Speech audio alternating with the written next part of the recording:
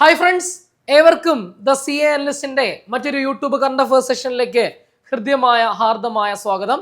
അപ്പൊ നമ്മൾ ഇന്നത്തെ സെഷനിൽ നമ്മൾ ഡിസ്കസ് ചെയ്യാനായിട്ട് പോകുന്നത് ആരോഗ്യക്ഷേമ പദ്ധതികളുടെ മൂന്നാമത്തെ പാർട്ടാണ്. ആദ്യ രണ്ട് പാർട്ടും നമ്മൾ പ്ലേലിസ്റ്റ് ക്രിയേറ്റ് ചെയ്തിട്ടുണ്ട്. സ്കീംസ് എന്ന് പറയുന്ന പ്ലേലിസ്റ്റ് ക്രിയേറ്റ് ചെയ്തിട്ടുണ്ട്. കാണാത്തവരെന്ത് ചെയ്യുക, അത് കാണുക, അതിനുശേഷം വരിക. ഓക്കെ, അപ്പോൾ ഈ ഒരു സെഷനിൽ നമ്മൾ ആരോഗ്യക്ഷേമ പദ്ധതികളിലെ ഏറ്റവും പ്രധാനപ്പെട്ട കണ്ടന്റുകളായിരിക്കും നമ്മൾ ഡിസ്കസ് ചെയ്യാനായിട്ട് പോകുന്നത്. ആദ്യാവസാനം കട്ടക്ക് എന്ത് ചെയ്യുക, കൂടെ നിൽക്കുക. അതുപോലെ തന്നെ നമ്മുടെ ടെലഗ്രാം ചാനലിന്റെ പേര് ദ സി എ അനലിസ്റ്റ് എന്നാണ്. നമ്മൾ ഇതിന്റെ നോട്ട്സ് ഒക്കെ നമ്മൾ അവിടെ ആയിരിക്കും അപ്ലോഡ് ചെയ്യുന്നത്. പോൾ ക്വസ്റ്റ്യൻ ഒക്കെ നമ്മൾ അവിടെ ആയിരിക്കും അപ്ലോഡ് ചെയ്യുന്നത്. അതും കൂടെ എന്ത് ചെയ്യുക, ജോയിൻ ആകാത്തവർ ജോയിൻ ചെയ്യുക എന്ന് മാത്രം പറഞ്ഞുകൊണ്ട് നമുക്ക് സ്റ്റാർട്ട് ചെയ്യാം. യെസ്, ആദ്യ പദ്ധതി അമൃതം ആരോഗ്യം. എന്താണ് അമൃതം ആരോഗ്യം എന്ന് പറയുന്ന പദ്ധതി? നോക്കണേ, 30 വയസ്സിന് മുകളിൽ പ്രായമുള്ളവരുടെ ജീവിതശൈലി രോഗങ്ങൾക്ക് സൗജന്യ രോഗനിർണയവും ചികിത്സയും ഉറപ്പാക്കുന്ന ആരോഗ്യ പദ്ധതിയാണ് അമൃതം ആരോഗ്യം. അപ്പൊ നമ്മുടെ ആരോഗ്യം എന്ന് പറയുന്ന അമൃതം എന്നാ പറയുന്നത് അല്ലേ? അപ്പൊ എത്ര വയസ്സിന് മുകളിലാ? Above 30 years. 30 വയസ്സിന് മുകളിൽ പ്രായമുള്ളവരുടെ ജീവിതശൈലി രോഗങ്ങൾക്ക് സൗജന്യ രോഗനിർണയവും ചികിത്സയും ഉറപ്പുവരുത്തുന്ന ആരോഗ്യ പദ്ധതിയാണ് അമൃതം ആരോഗ്യം. അമൃതം ആരോഗ്യം എന്ന് പറയുന്ന പദ്ധതി. ഈ അമൃതം ആരോഗ്യം പദ്ധതിയുടെ കീഴിൽ ഒരു 4 പദ്ധതി കൂടെ ഉണ്ട്. അതും കൂടെ ഒന്ന് അറിഞ്ഞു വെച്ചേക്കുക. അടുത്തൊരു പരീക്ഷയ്ക്ക് ചോദിച്ചു, അമൃതം ആരോഗ്യം പദ്ധതി താഴെ പറയുന്നവയിൽ അമൃതം ആരോഗ്യം പദ്ധതിയുടെ ഭാഗമല്ലാത്തത് ഏത് എന്ന് ചോദിച്ചിരുന്നു. അപ്പോൾ ഓർക്കുക, ഒന്ന്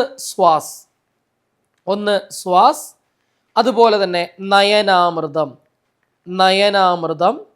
അതുപോലെ തന്നെ പാദസ്പർശം, അതുപോലെ തന്നെ സിറസ്. ജസ്റ്റ് ഇത് മാത്രം ഓർത്ത് വെച്ചിരുന്നു, നമ്മൾ 4 എണ്ണം.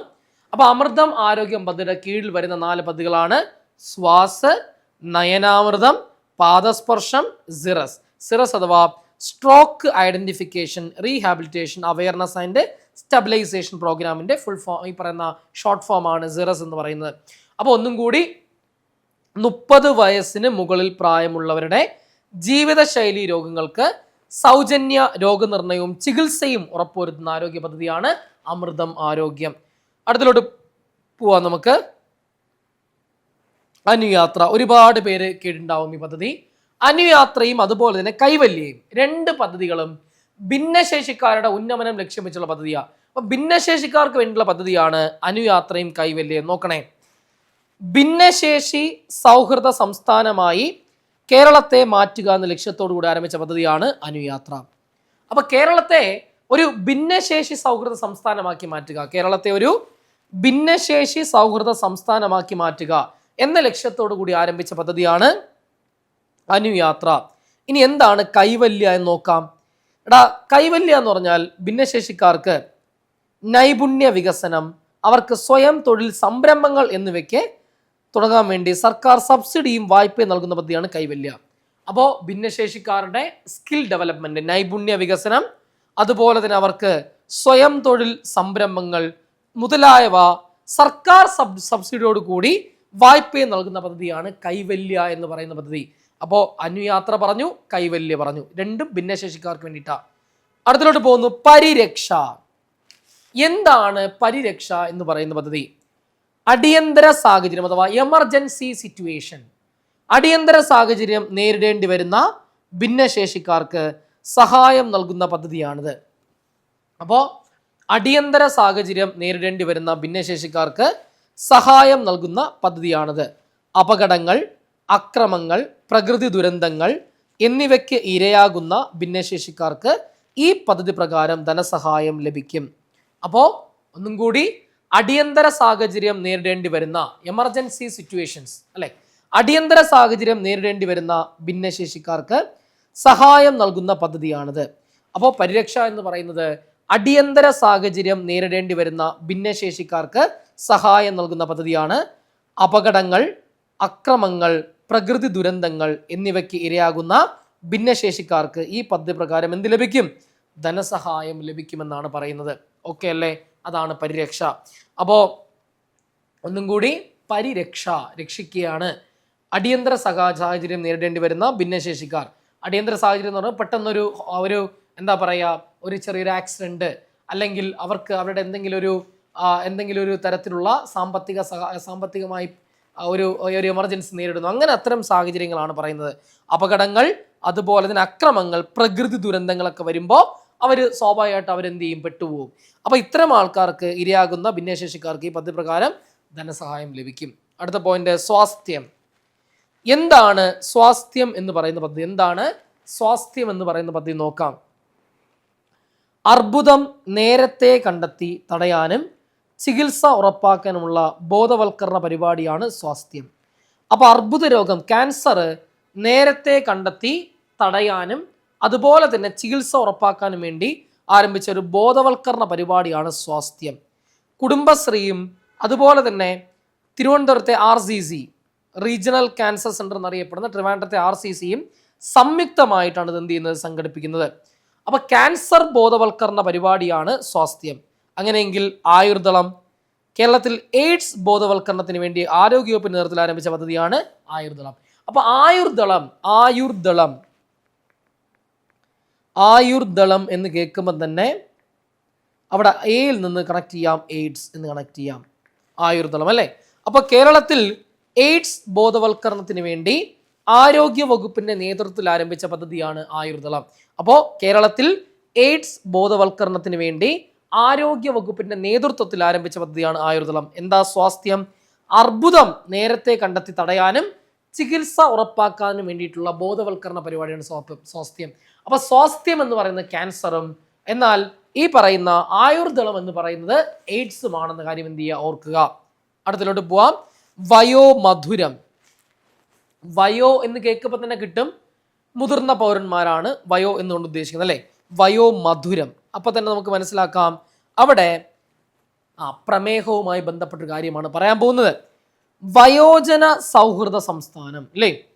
വയോജന സൗഹൃദ സംസ്ഥാനം എന്ന ലക്ഷ്യം കൈവരിക്കുക എന്ന ഉദ്ദേശത്തോടെ സാമൂഹിക നീതി വകുപ്പ് BPL വിഭാഗത്തിൽപ്പെടുന്ന പ്രായമായ പ്രമേഹ രോഗികൾക്ക് സൗജന്യമായി ഗ്ലൂക്കോമീറ്റർ വിതരണം ചെയ്യുന്നത്. ഗ്ലൂക്കോമീറ്റർ അറിയാമല്ലോ, ഈ പറഞ്ഞ പ്രമേഹ രോഗികൾ അവരുടെ ഡയബറ്റീസ് തിരിച്ചറിയാൻ വേണ്ടി, പെട്ടെന്ന് ഐഡന്റിഫൈ ചെയ്യാൻ വേണ്ടിയിട്ട് അതിൻ്റെ തോത് എത്രയാണെന്ന് അറിയാൻ വേണ്ടി നടക്കുന്ന ഒരു ഉപകരണമാണ് ഗ്ലൂക്കോമീറ്റർ എന്ന് പറയുന്നത്. ഇപ്പോൾ പ്രമേഹം ഐഡന്റിഫൈ ചെയ്യാൻ വേണ്ടിയിട്ടുള്ള, അല്ലെങ്കിൽ എത്രയാണ് കൗണ്ട് എന്ന് അറിയാൻ വേണ്ടിയിട്ടുള്ള ഒരു ഉപകരണമാണ് ഗ്ലൂക്കോമീറ്റർ എന്ന് വിളിക്കുക.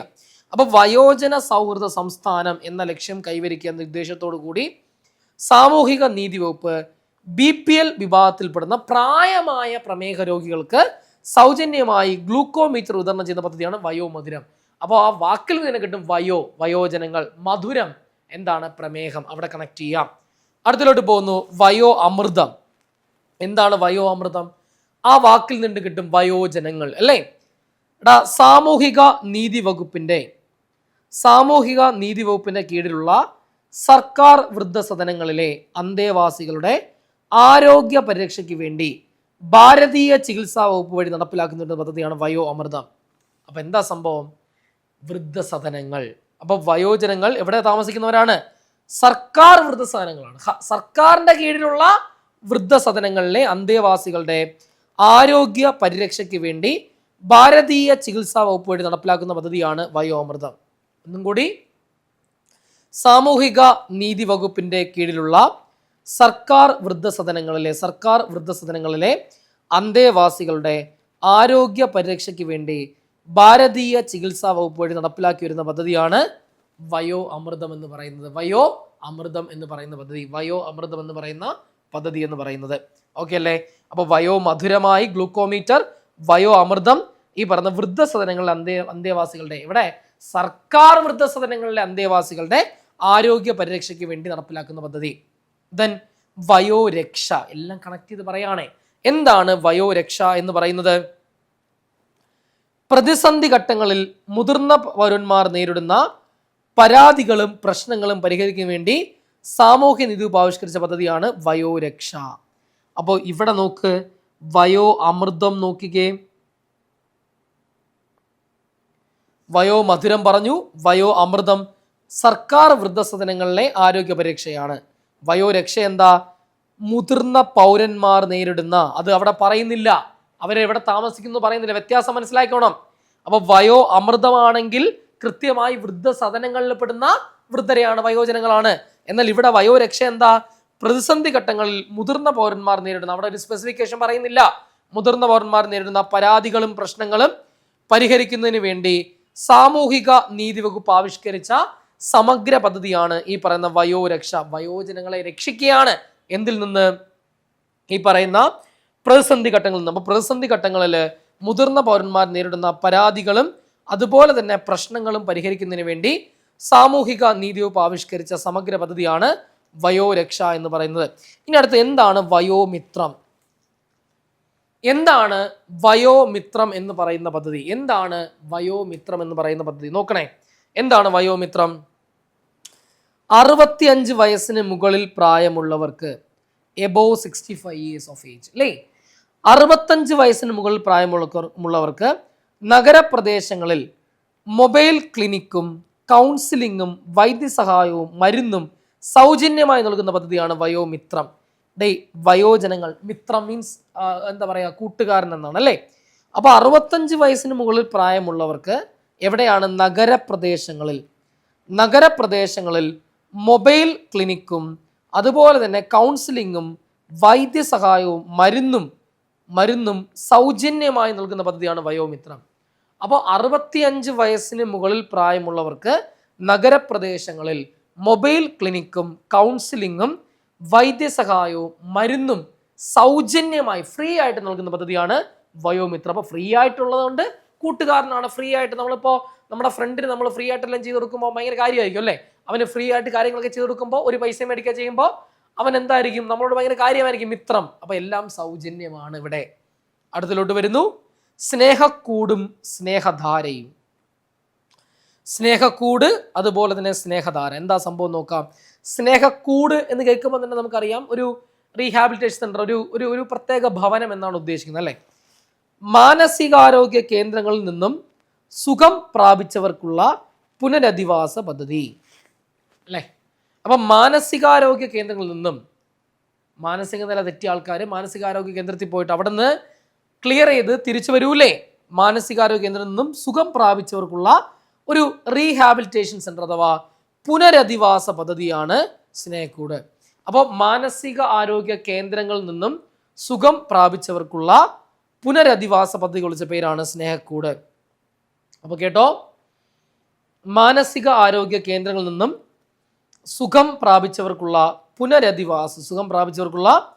പുനരധിവാസ പദ്ധതിയാണ് സ്നേഹക്കൂട് എന്ന് പറയുന്നത്.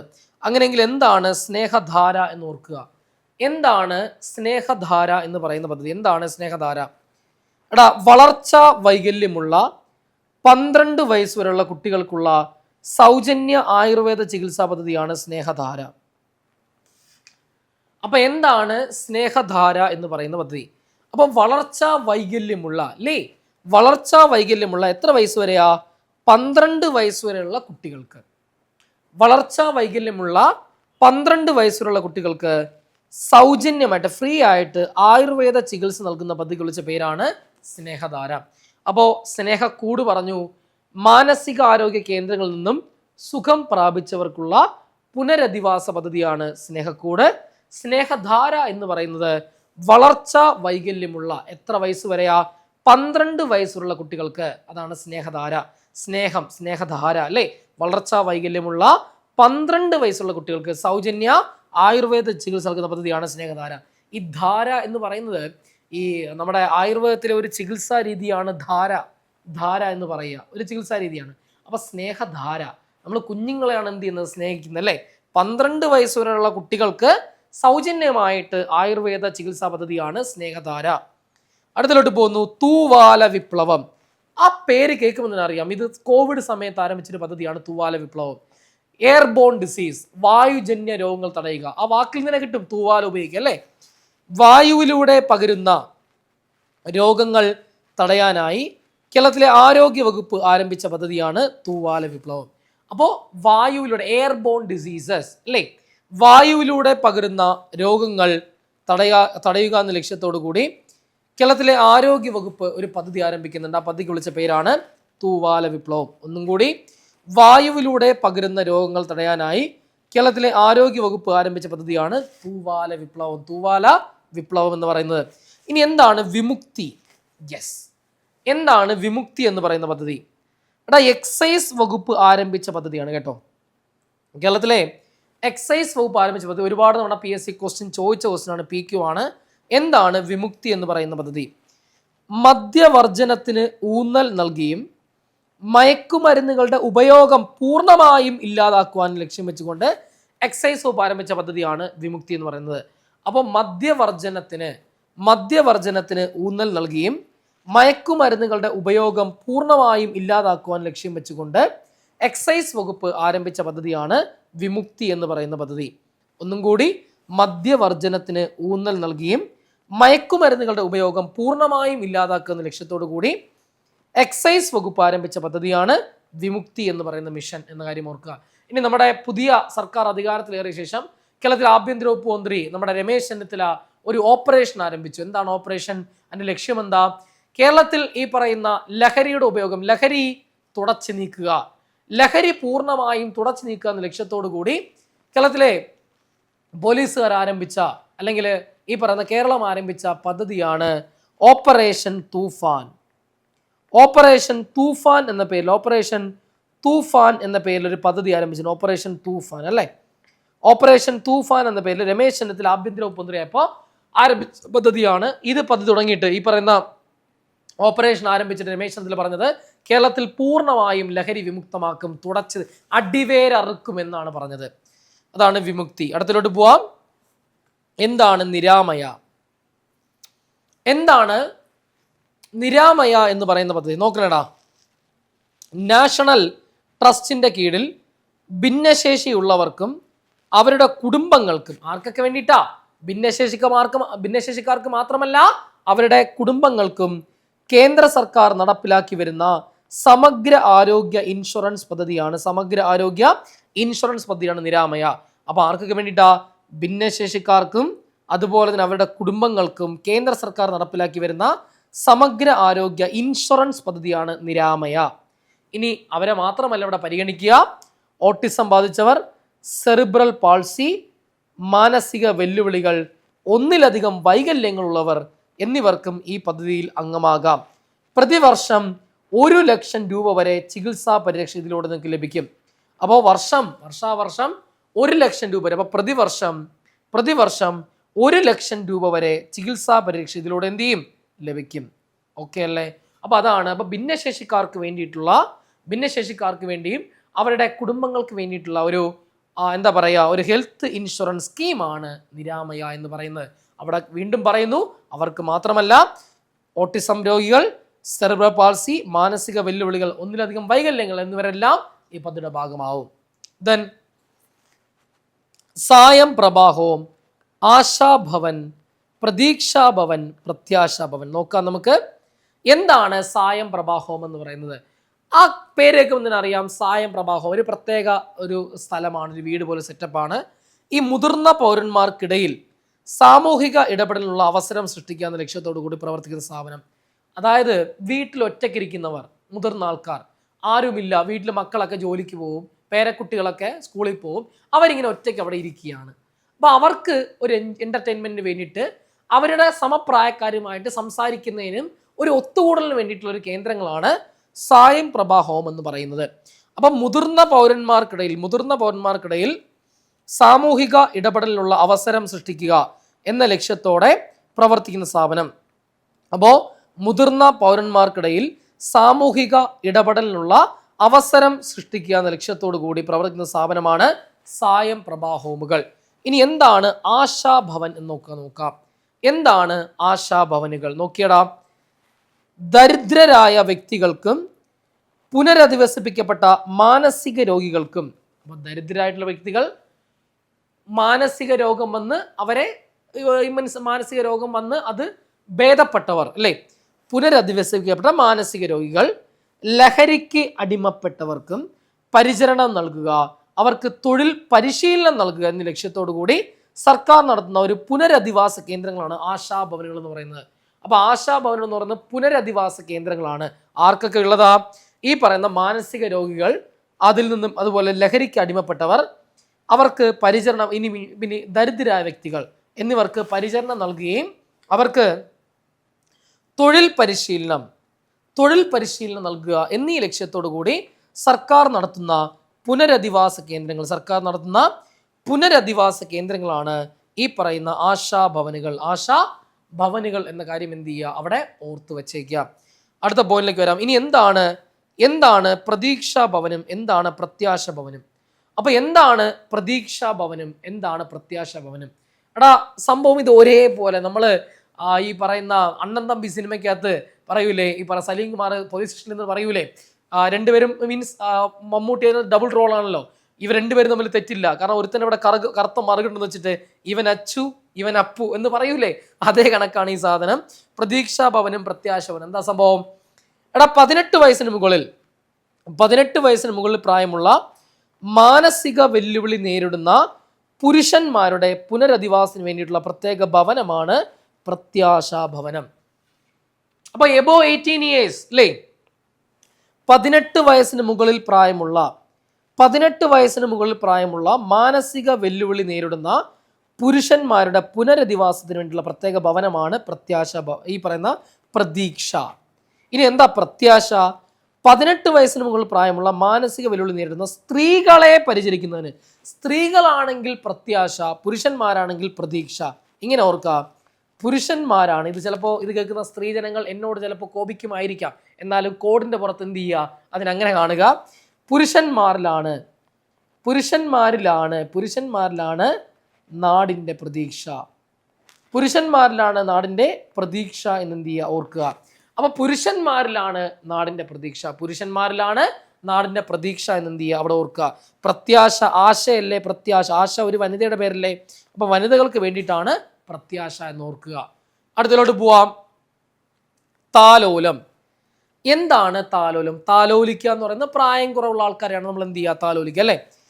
18 വയസ്സിന് താഴെ പ്രായമുള്ള കുട്ടികൾക്ക് ഹൃദയ സംബന്ധമായ രോഗങ്ങൾ, നാഡീരോഗങ്ങൾ, സെറിബ്രൽ പാൾസി,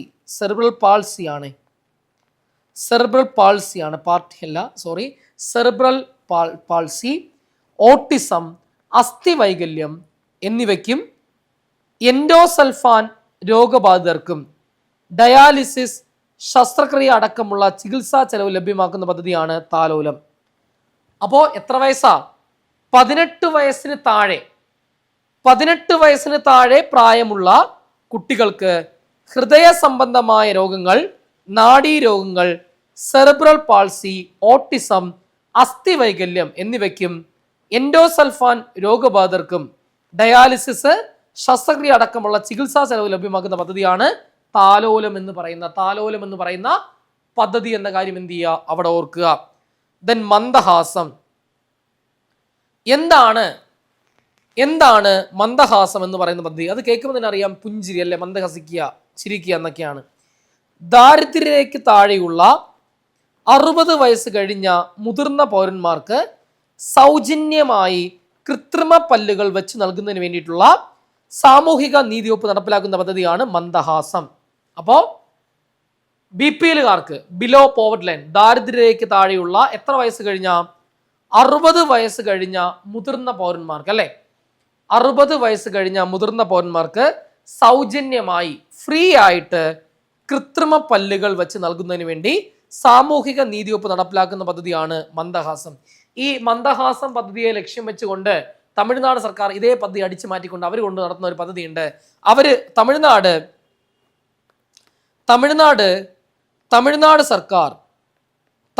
സർക്കാർ ആ പദ്ധതിക്ക് വിളിച്ച പേര് പുന്നഗൈ എന്നാണ്.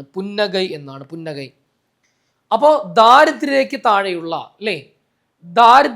താഴെയുള്ള 60 വയസ്സ് കഴിഞ്ഞ മുതിർന്ന പൗരന്മാർക്ക് സൗജന്യമായി കൃത്രിമ പല്ലുകൾ വെച്ച് നൽകുന്നതിന് വേണ്ടി സാമൂഹിക നീതി വകുപ്പ് നടപ്പിലാക്കുന്ന പദ്ധതിയാണ് മന്ദഹാസം എന്ന് പറയുന്നത്. അത് തമിഴ്നാട് സർക്കാർ നടപ്പിലാക്കുന്നതാണെങ്കിൽ എന്താ, അത് പുന്നഗൈ എന്നാണ് പദ്ധതിക്ക് വിളിച്ച പേര്. അടുത്തതിലോട്ട് വരാം. എന്താണ് മാതൃജ്യോതി? ആ വാക്കിൽ നിന്ന് തന്നെ കിട്ടും, മാതാവുമായി ബന്ധപ്പെട്ടതാണ്, അമ്മയുമായി ബന്ധപ്പെട്ടതാണ് അല്ലെ. കേരളത്തിലെ സാമൂഹിക നീതി വകുപ്പ് ഭിന്നശേഷിക്കാരായ അമ്മമാർക്ക് പ്രസവാനന്തരം കുഞ്ഞിനെ പരിപാലിക്കുന്നതിന് വേണ്ടി നടപ്പിലാക്കുന്ന സാമ്പത്തിക സഹായ പദ്ധതിയാണ് മാതൃജ്യോതി. അപ്പോൾ കേരളത്തിലെ സാമൂഹിക നീതി വകുപ്പ് ഭിന്നശേഷിക്കാരായ അമ്മമാർക്ക് പ്രസവാനന്തരം കുഞ്ഞിനെ പരിപാലിക്കുന്നതിന് വേണ്ടി നടപ്പിലാക്കുന്ന സാമ്പത്തിക സഹായ പദ്ധതിയാണ് മാതൃജ്യോതി എന്ന് വിളിക്കുക. അപ്പോൾ ഇവിടെ ശ്രദ്ധിക്കേണ്ടത് ഭിന്നശേഷിക്കാരായ അമ്മമാരാണ്, സാധാരണ അമ്മമാരല്ല. ഭിന്നശേഷിക്കാരായ അമ്മമാർക്ക് പ്രസവാനന്തരം കുഞ്ഞിനെ പരിപാലിക്കുന്നതിന് വേണ്ടി നടപ്പിലാക്കുന്ന സാമ്പത്തിക സഹായ പദ്ധതിയാണ് മാതൃജ്യോതി. കുട്ടിക്ക് 2 വയസ്സ് തികയുന്നത് വരെ പ്രതിമാസം 2000 രൂപ വീതം ആകെ 48,000 രൂപ ധനസഹായം ലഭിക്കും. ഇവിടെ നിങ്ങൾ മനസ്സിലാക്കേണ്ട ഏക പോയിന്റ് എന്ന് പറയുന്നത് ഭിന്നശേഷിക്കാരായിട്ടുള്ള അമ്മമാർക്കാണ് ഇതിന്റെ പ്രയോജനം ലഭിക്കുക. ഭിന്നശേഷിക്കാരായിട്ടുള്ള അമ്മമാർക്കാണ് ഇതിന്റെ പ്രയോജനം എന്ത് ചെയ്യുക ലഭിക്കുക. 2 വയസ്സിൽ കുട്ടിക്ക് 2 വയസ്സ് വരെ 2000 രൂപ വെച്ച് എന്ത് ചെയ്യും ലഭിക്കും. അങ്ങനെ മൊത്തം 48,000 രൂപ നൽകുന്ന പദ്ധതിയാണ് മാതൃജ്യോതി. എൻ്റെ പ്രിയപ്പെട്ട സുഹൃത്തുക്കളെ, ഇതുവരെ നമ്മൾ പറഞ്ഞ കാര്യങ്ങൾ നിങ്ങൾക്ക് വ്യക്തമായി കിട്ടിയെന്നാണ് ഞാൻ പൂർണ്ണമായും പ്രതീക്ഷിക്കുന്നത്. അപ്പോൾ അടുത്ത സെഷനുമായി നമുക്ക് കണ്ടുമുട്ടാമെന്ന് മാത്രം പറഞ്ഞുകൊണ്ട് വൈൻഡപ്പ് ചെയ്യുന്നു. Thank you very much.